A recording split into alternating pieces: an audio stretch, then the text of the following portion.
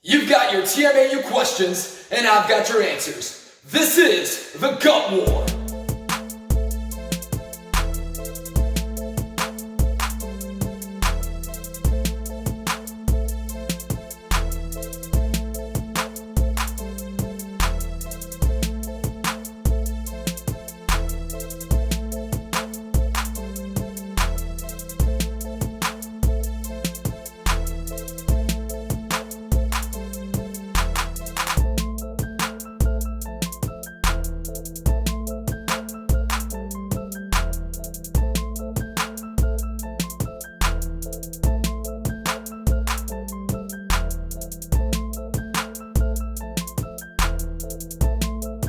So this question comes from a subscriber named RK. What diet did you follow to get rid of your body odor? I understand you drank kefir to cure it. And by that he means win the gut war.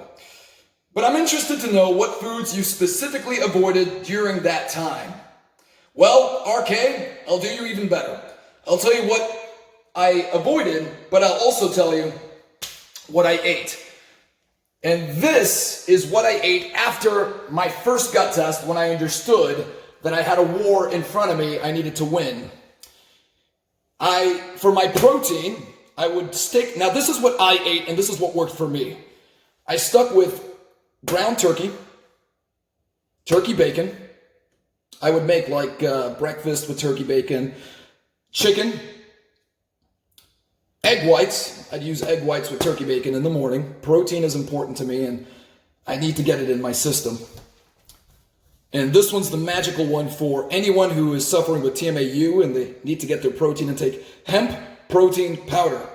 The reason this is so amazing for TMAU sufferers is it's got omega-3s and omega-6s.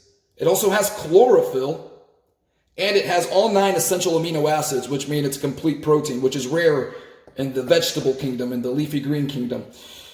And it's a good substitute for fish. Since TMAU sufferers can't eat fish, having omega-3s and omega-6s inside of a food-based protein powder is amazing. So that's mostly what I would have for protein, if not everything. Carbohydrates, I would have berries, strawberries, blueberries.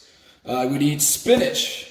I didn't introduce kale just yet because it was in the cabbage family and that has a higher choline, but I would eat spinach at first. Brown rice, I would limit that, but I would eat brown rice for complex carbohydrates, which are low on the glycemic index. Brown rice is great. Sweet potatoes, one of my staples. I love sweet potatoes. They're so good for you. They've got a lot of magnesium. They make you happier.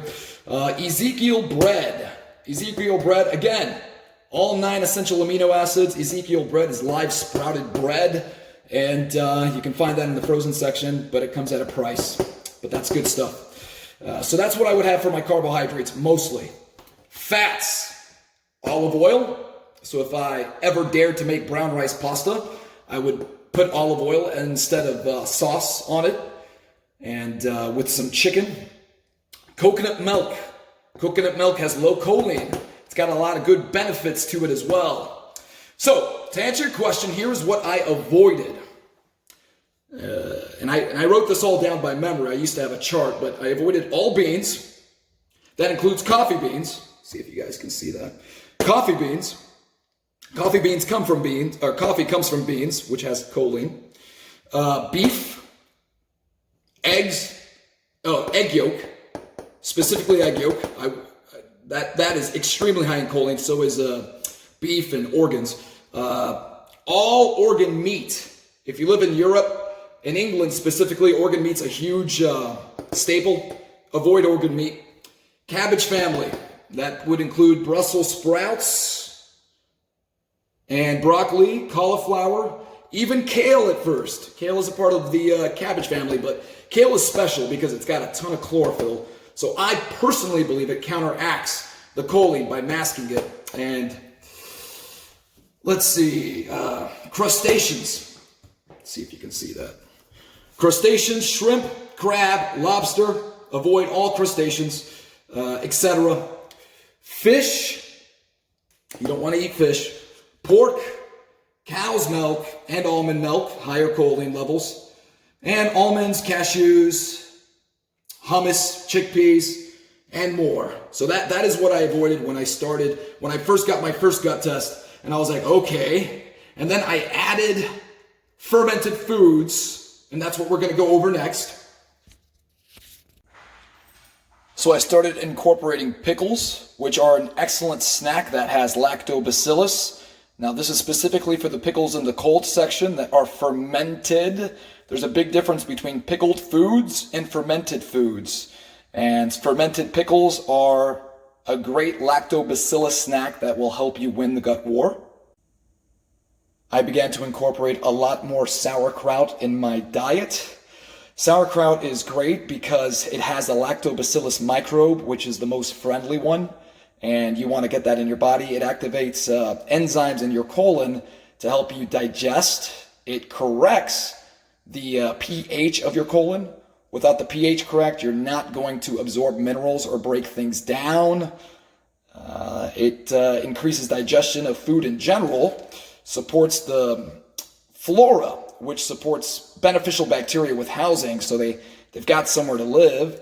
It is also known for healing leaky gut and decreasing unfriendly bacteria. So definitely my advice is to incorporate a lot of sauerkraut in your nutritional intake. And I incorporated a ton of kefir, which actually helps you grow new colonies of friendly bacteria, especially the lactobacillus, which targets the TMA molecule. Now, keep in mind, homemade kefir is the most powerful probiotic on earth, which I'll be doing soon and showing you how to do. So here's my advice. Maintain your low choline diet. Invite fermented foods into your nutritional intake. Fall in love with fermented foods. And as you start seeing and feeling less reactions, and your confidence begins to grow, start adding bits of choline back into your nutritional intake. And that's what I did to win the gut war.